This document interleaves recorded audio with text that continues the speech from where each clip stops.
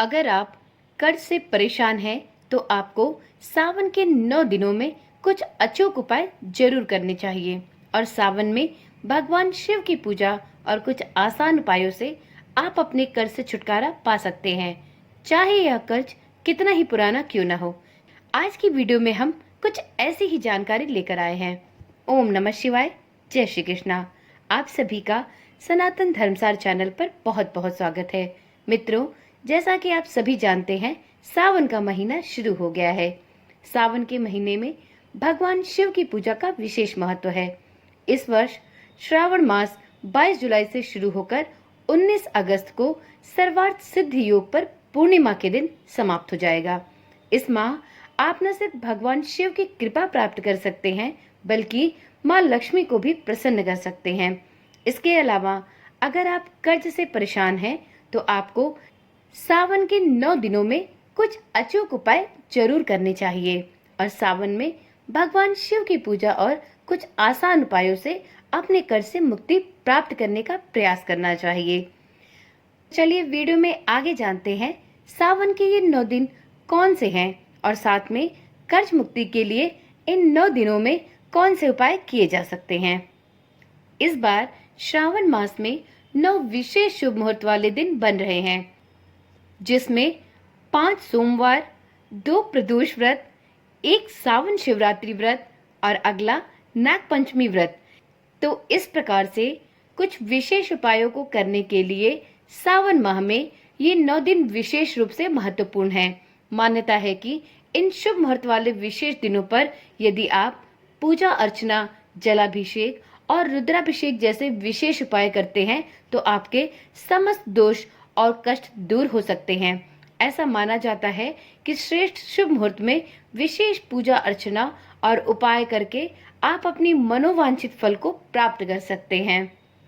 वैसे तो सावन का पूरा महीना ही बहुत ही शुभ माना जाता है, परंतु सावन के सोमवार, प्रदोष व्रत, सावन शिवरात्रि और नाग पंचमी का पावन पर्व भगवान शिव की कृपा प्राप्त करने के लिए सबसे उत्तम और खास दिन माने गए हैं। तो आप इन 9 विशेष दिनों में शिव जी की कृपा प्राप्त करने और कर्ज मुक्ति के लिए कुछ विशेष उपाय कर सकते हैं। तो चलिए अब जानते हैं सावन के इन 9 विशेष दिनों में आप ऐसे कौन से उपाय कर सकते हैं जो आपको कर्ज मुक्ति में सहायता प्रदान करेंगे। तो मित्रों, इन 9 दिनों के अंतर्गत आप कुछ विशेष उपाय करके अपने पुराने से पुराने कर्ज को चुकता कर सकते हैं और इन समस्याओं से मुक्ति प्राप्त कर सकते हैं। तो सबसे पहले देखते हैं पहला उपाय। तो मित्रों, गन्ने के रस से भगवान शिव का रुद्राभिषेक करें। सावन के इन 9 दिनों में समृद्धि पाने के लिए लोगों को गन्ने के रस से भगवान शिव का रुद्राभिषेक करना चाहिए।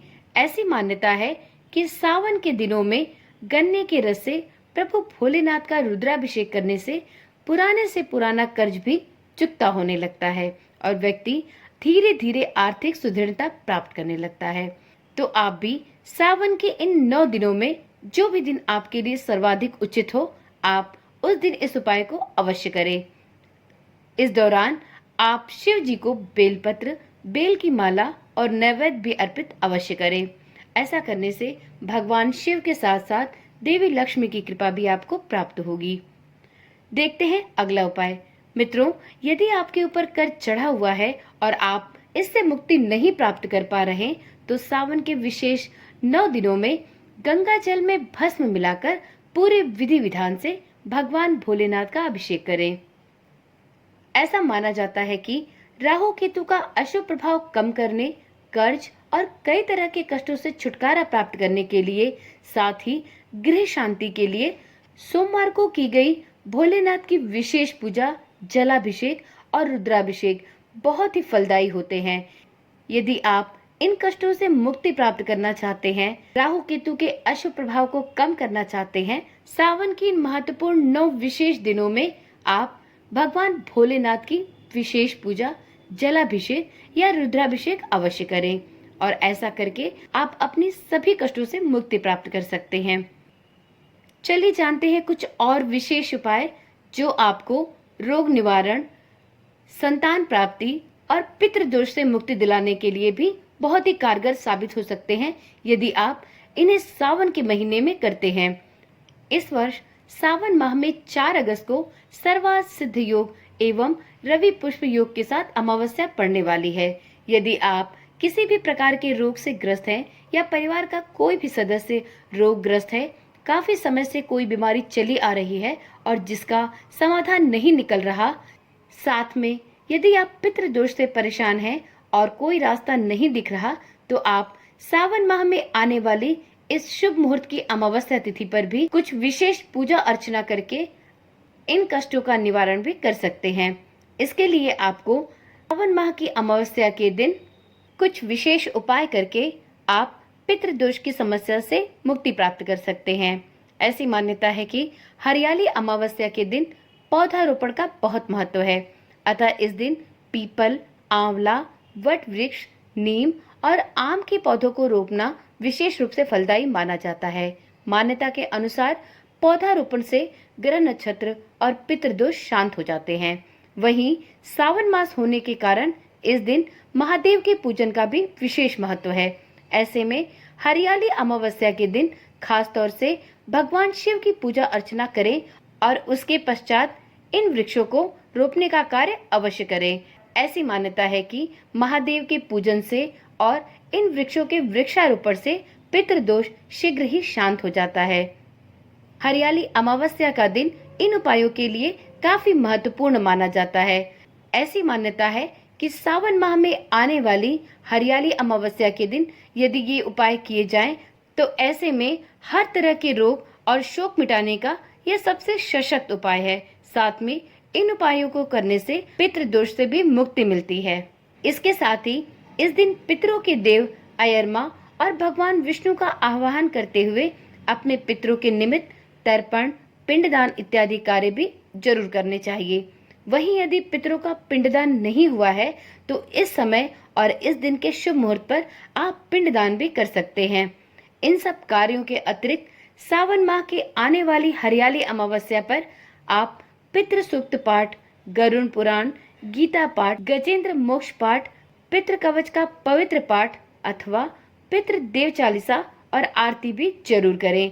इस प्रकार से आप सावन माह की अमावस्या के दिन इन उपायों को करके रोग निवारण और पितृदोष से मुक्ति के उपाय भी प्राप्त कर सकते हैं। इसके अतिरिक्त ज्योतिष शास्त्र के अनुसार संतान सुख की कामना रखने वाले जातकों के लिए सावन शिवरात्रि पर कुछ विशेष उपाय करना भी बहुत फलदायी माना जाता है।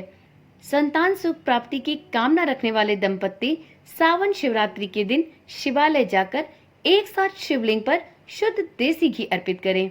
फिर जल से भरे लोटे में थोड़ा सा गंगा जल मिलाकर शिवलिंग पर चढ़ाएं। जल अर्पित करते समय मन ही मन भगवान भोलेनाथ से संतान प्राप्ति की कामना करें। इस दिन शिव पुराण का पाठ भी अवश्य करें। संतान प्राप्ति की इच्छा रखने वाले दंपत्ति सावन माह की आने वाली शिवरात्रि के दिन आटे से 11 शिवलिंग बनाकर 11 बार उस शिवलिंग का अभिषेक करें। इससे संतान के योग प्रबल होते हैं। तो इस प्रकार से यह कुछ विशेष उपाय थे जिसको आप सावन माह में आने वाले बेहद ही महत्वपूर्ण 9 दिनों के अंतर्गत कर सकते हैं और अपनी मनोवांछित इच्छा जैसे कर्ज मुक्ति, रोग निवारण, पितृदोष से मुक्ति और संतान प्राप्ति हेतु कर सकते हैं। आशा करती हूँ वीडियो में बताई गई जानकारी आपके लिए लाभप्रद रही होगी।